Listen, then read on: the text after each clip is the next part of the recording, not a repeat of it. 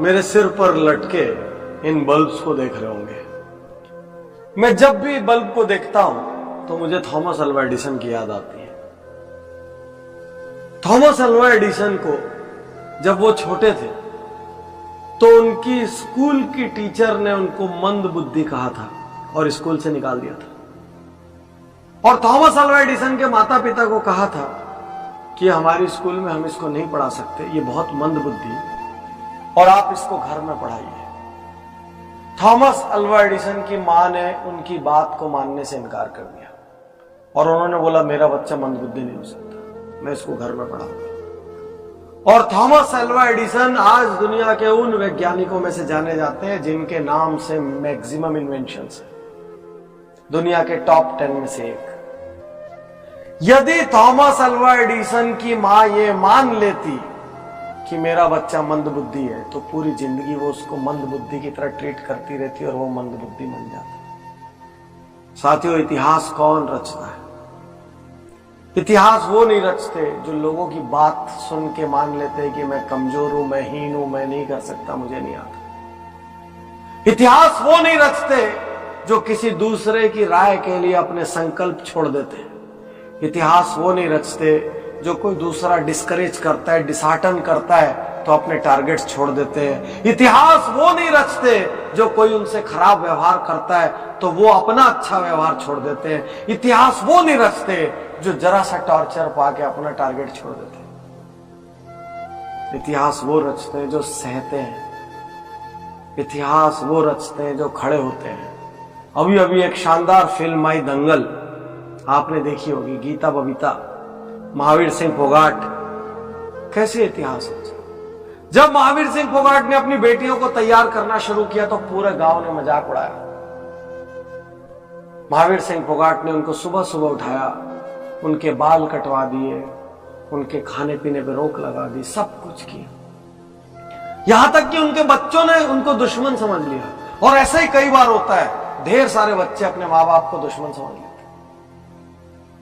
लेकिन एक दिन उनको समझ आया जब उनकी सहेली कहती है कि तुम्हारे पिता तुमको संतान तो समझते कम से कम, इसलिए तुम्हारी फिक्र करते।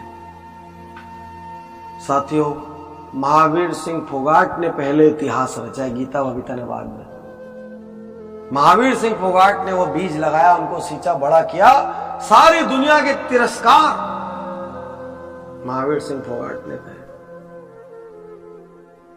साथियों, आज आपका तिरस्कार हो रहा है कहीं और आप यदि उसकी वजह से हिम्मत हार के बैठ गए तो आप बड़े नहीं होंगे। भरी गर्मियों में जिस सूरज का तिरस्कार होता है, सर्दियों में उसी सूरज का इंतजार होता है।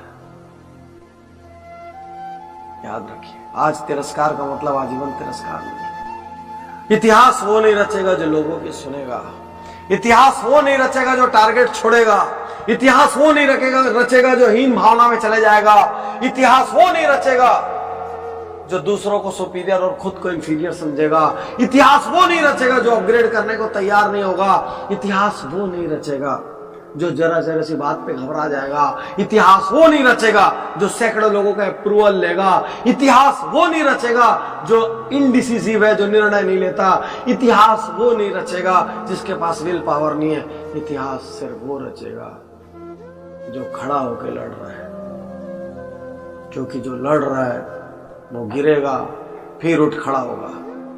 जो लड़ रहा है वो हारेगा लेकिन फिर जीतेगा।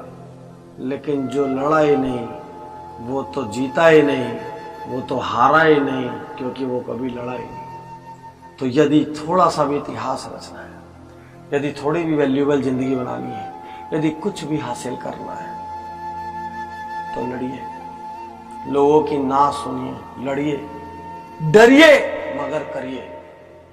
डरना स्वाभाविक है। किसी बड़े काम को करते हुए डर लगता है, किसी संकल्प को पूरा करते हुए डर लगता है, किसी राह पे चलते हुए डर लगता है। दुनिया की बड़ी ऑनलाइन अखबार की मालिक एरियाना हफिंगटन कहती है, मुझे बहुत डर लगता है, मैं डरती हूं, because fear is normal, but मैं फिर भी करती हूं क्योंकि उसको करना जरूरी है। डरिए मगर करिए, क्योंकि इतिहास डरने वालों को याद नहीं रखेगा, इतिहास करने वालों को याद रखेगा। सम्मान डरने वालों का नहीं होगा, सम्मान करने वालों का होगा। करिए, कुछ करिए, ये जिंदगी आपकी है। कुछ ऐसा करिए कि लोग आपको याद करें, कुछ ऐसा करिए कि आपको अपने जीने पर गर्व हो। भले ही आपने किसी ने आप पे कुछ भी लेवल लगाए हो, आपके बारे में कितना ही हल्का बोला हो, जब थॉमस एल्वा एडिसन इस बल्ब का आविष्कारक मंद बुद्धि कहलाने के बाद इतिहास रच सकता है और हर टेक्स्ट बुक, हर बच्चा उसका नाम जान सकता है, तो फिर आपका भी जान सकता है। शुक्रिया, धन्यवाद।